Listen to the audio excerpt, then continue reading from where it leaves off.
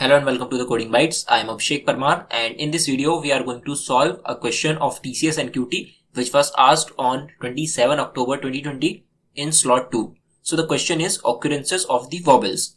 So take a single line text message from user, separate the vowels from the text, find a repeating occurrence of vowel from the text message. Now display count of which vowel has repeated how many times. Display a new text message by removing the vowel characters as output.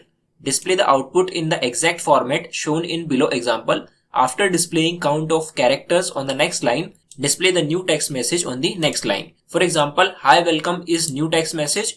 If text message entered by user does not contain any numeric value, then display 0 as output. So in this program, if user entered blank or empty text message, then display invalid input.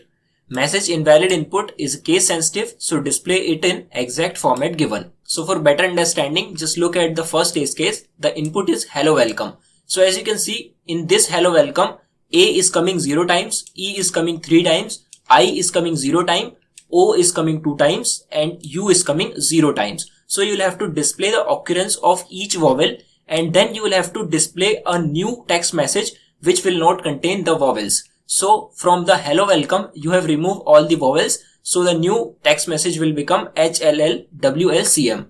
Now similarly in the second test case, the message was HLLWCM. So this input has no vowels, therefore the output should be 0. So first of all, let's see the logic to solve this problem, and then we will move to the solution. So in this particular program, we will take 4 arrays. 3 arrays will be of character and 1 last array will be of integer type. So first character array will hold the input given by user, and the second character array temp will hold the new text message which is going to be created after removing all the vowels from the given string.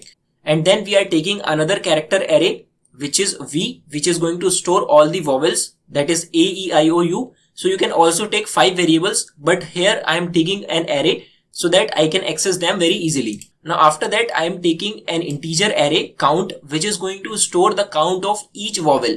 For example, if A is coming 1 time, so this will hold 1. Similarly, all the count of vowels will be stored in this count array. So what we are going to do is, first of all, we are going to traverse through this particular given string. So we will see if any of the character at any particular index is vowel. Then we will increase the count in the count array corresponding to a particular vowel. And if that particular character is not a vowel, so we will store that particular character in the temp array so that we can get our new text message. So this way we will traverse our entire given input string, and then we will get the count of each vowel and a new text message in the temp array. Now let's look at this solution in C language. So here first of all, we are creating an array of character which are going to contain all the vowels A, E, I, O, U. And then we have integer array count which is going to store the count of all the vowels. Then we are taking a character array of 100 characters, and here we are assuming that the input string will not exceed 100 characters. And similarly we are taking a temporary character array which is going to store a new text message. Then we have 2 variables I and J which are going to be used in this for loop. Then using getAs, we are taking the input from the user and then storing it in character array ch.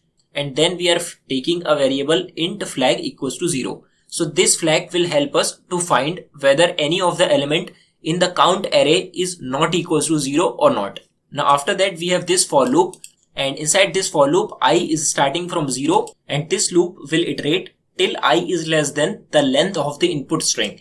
Then after each iteration I is incremented by 1. Now inside this for loop we have if and else if conditions.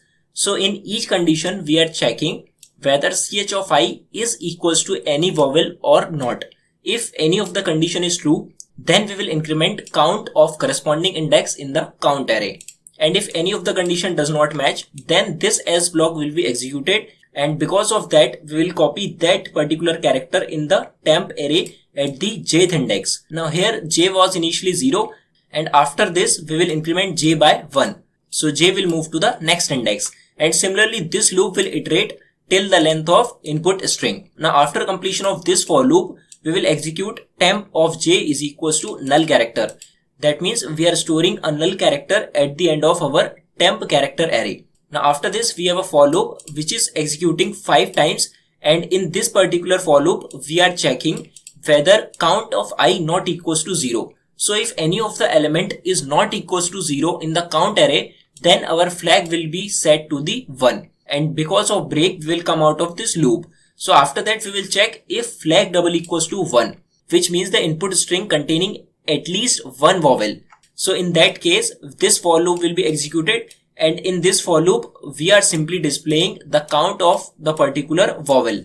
And after the execution of this for loop, we will display temp character array, or you can say new text message which we needed to print. Now after that, if this if condition is false, then this else will be executed, and because of this, 0 will be displayed on the screen. And this will happen only if our input string does not contain any of the vowel. So now let's execute this code. Now if I give input as hello, welcome, and if I hit enter, then you can see we are getting this particular output. A is equals to 0, E3, I0, O2 and U0, and the new text message HLLWLCM does not contain any of the vowel. So this means our program is working correctly. Now if I again execute this code, now this time I am giving the input of the test case 2. So as you can see, I have given HLLWCM. Now if I hit enter, you can see I am getting the output 0. So I hope the explanation was clear, but still if you have any doubt, please let me know in the comment section below, and don't forget to subscribe to Coding Bytes. And if you want to practice more such questions, you can visit our website PrepDrive. The link is also available in the description box. Thanks for watching.